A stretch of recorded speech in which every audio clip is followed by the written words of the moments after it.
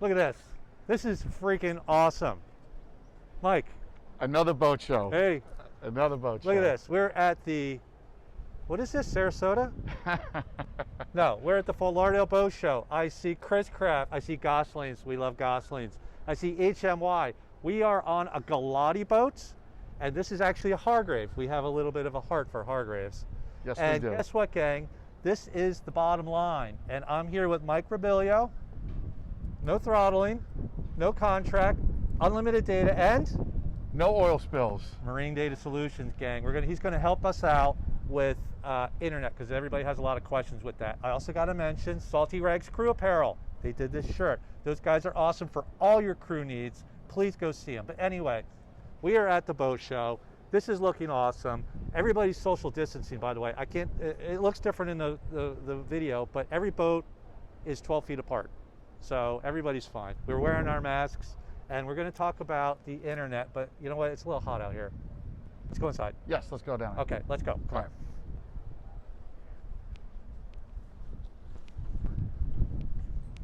Whoop, sunglasses.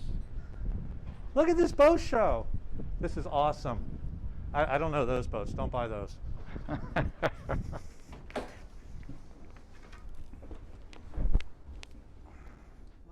Okay, this is actually a little better. It's cooler. Much cooler. But this being at the boat show is freaking awesome.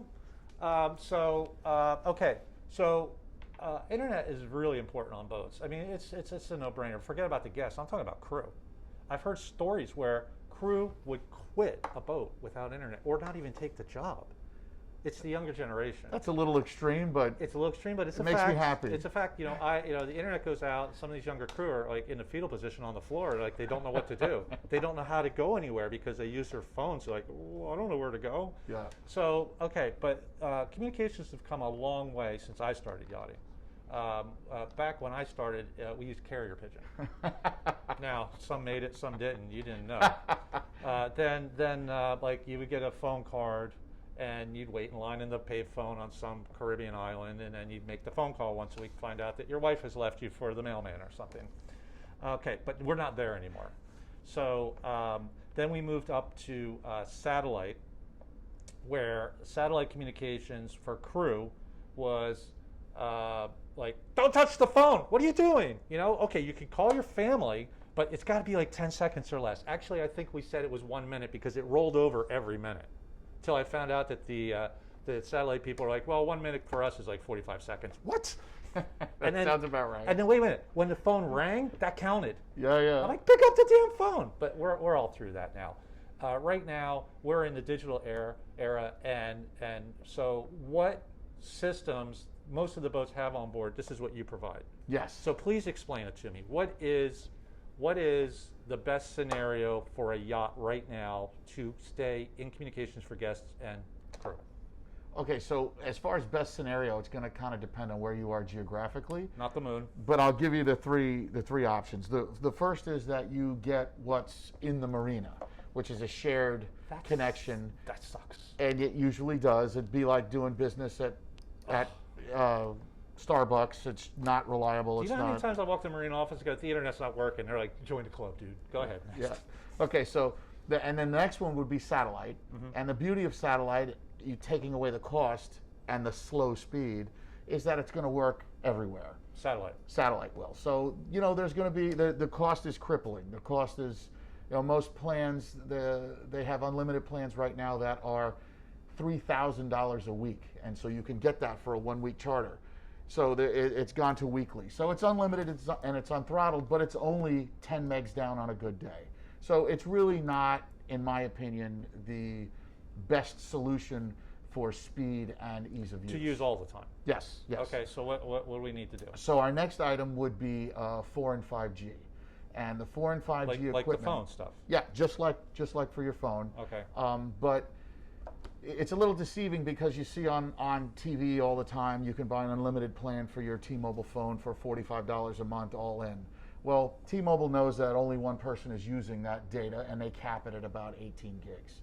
So that's called, you mean throttling? Yeah, at 18 gigs, they slow you down to the point where I've experienced that. You don't want to use it anymore. Yeah. So our SIM cards and our equipment are unlimited gigs, but with no throttle point. So we've got boats that burn. Wait a minute. Sorry. No contract, no throttling, unlimited data, and no oil spills. I got him to say it. No oil spills. 2 months in a row now. Go ahead. I think we're up to 3 months. Oh, you should be proud of that. No I'm oil very spills? proud. Exxon Valdez can't say that. Go ahead. All right. Anyway, go ahead. Okay, so the equipment that we're doing and the SIM cards and the service that we provide are such that it was all purposely designed for multiple users on a big boat where you've got 4 people FaceTiming family and downloading Netflix and streaming movies and doing Facebook all at the same time. Dude, you know the new role of a captain is data management. Because if you got 10 guests on board and you got 2 deckhands up front streaming their girlfriends or something, everything slows down a little bit. With your system, it doesn't see, there is no throttling. No, there's no throttle, and the speed of the system is dependent upon what equipment you have on the boat, and it's dependent upon your location to the tower. Okay. And right now with 5G rolling out, they're making upgrades on all the towers everywhere. 5G's not out yet for yachts? It's coming. It's not really ready yet, and I can explain all that to you. Okay, so what Marine Data Solutions does, what you guys have done, is you're like the T-Mobile of yachts. You have bought huge blocks of data, all right, from like AT&T or whatever, and then you're passing the savings on to get the price down for the boats. Yes. So basically, and then you install the equipment too. Yes. Okay. Yes, we can put all that in for you. So we operate in 100 to 200 foot boats. But this system could be on a 40-foot boat. Yes, it could. How big? This is. Show me some of the gear. Okay, so this piece of equipment here is the MDS 242, also known as the Pepwave Max BR1. The Pepwave Max BR1. Yes, that's what it's. I knew that. It holds 2 SIM cards. It has internal switching for your wireless networks. It can be AC, it can be DC. Very versatile. Does it fly? It looks like it should, but I don't know. I haven't tried it yet. Okay, so a yacht would put this on the boat. This or something like it. This is our entry level unit. This is the one that you guys produce. Yeah, this is the one that we probably sell and install the most of. Okay, so it doesn't seem to be that hard to get internet anymore. So you put this on the boat, which is that's nothing. But what else do you need? Okay, so in order for this to get optimal reception, which is good, which means the best speeds and the best performance out of the system, you need to have 2 of these external antennas per SIM card, and the unit will hold 2 SIM cards. Okay. So you need 2 of those per SIM card, and you could be about 20 miles from the tower and still have good service. You get more than 20 miles, the curvature of the earth gets in the way, and we have problems. How much is this? The curvature of the earth. Yeah, we get into all kind of fun dude, stuff. It's flat. Okay, I mean that's a fact. So we can talk about that later. Well, South Africans leave; they never come back. Right off the edge. Okay, so how much is both of this? Okay, so we have a package. We call it the advanced package, and it's this modem and 2 of these external antennas and the cables and the mounts and everything. The hardware is $1,150. $1,100. Yeah. You could actually put. Would it be worth putting 2 of these on, one for guests and one for crew? You could. You could do that. We have boats that do that as well. Okay, and then so the crew have their own dedicated system. Yes. Go crazy, guys. Go nuts. Right. You know what? Off work, go stream, do whatever the hell you want. Right. I'm going to tell you something. We upgraded our system, and there really is a new job for the captains. Okay, I'm going to tell you because we have the good system on our boat. And yes. Everybody's streaming everywhere. Now I get this. The owners want to download a movie or they want to go live because of DirecTV. Yeah. So now half my time I'm on DirecTV going, yes, I want to order Frost, yes, for 24 hours. Yeah, okay, no, I don't need the add-on sports package. Then I have to go back in the main salon and go, okay, kids, the movie's ready to go. And by then they're like, we don't want to watch it. I'm like, okay. So for $1,100, you're in business. Yep. Now, what would be the ultimate setup? Okay, for a global boat or a boat that's traveling a lot, this isn't going to work offshore, right? Well, it'll. Well, to a certain point. Yeah, once you're more than 20 miles from the tower, it's not going to work. So what would be the ultimate setup for a yacht? The ultimate setup would be to have all 3. You still want to connect to the dock.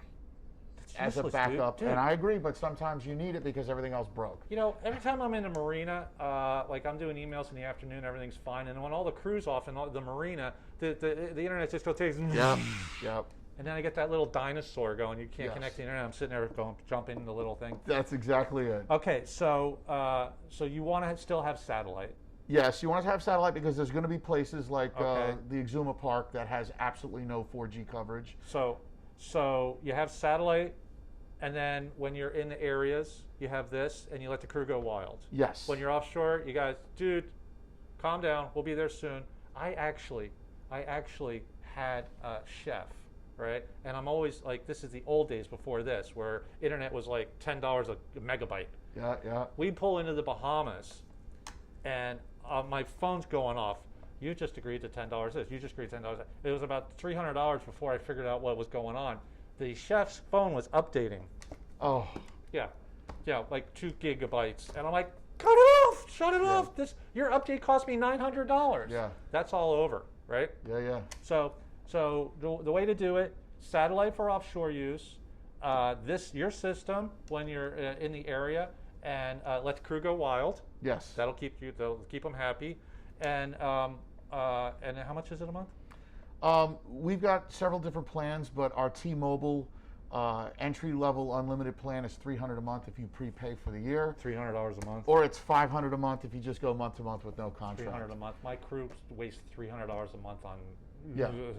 So we've got coverage with T-Mobile, with AT&T, and Verizon here in the U.S. Okay. Also works in the U.S. territories like Puerto Rico and what about the Bahamas? U.S. Virgin Islands. Bahamas is a different vendor and a different SIM card. Okay. But we do have coverage Caribbean? there.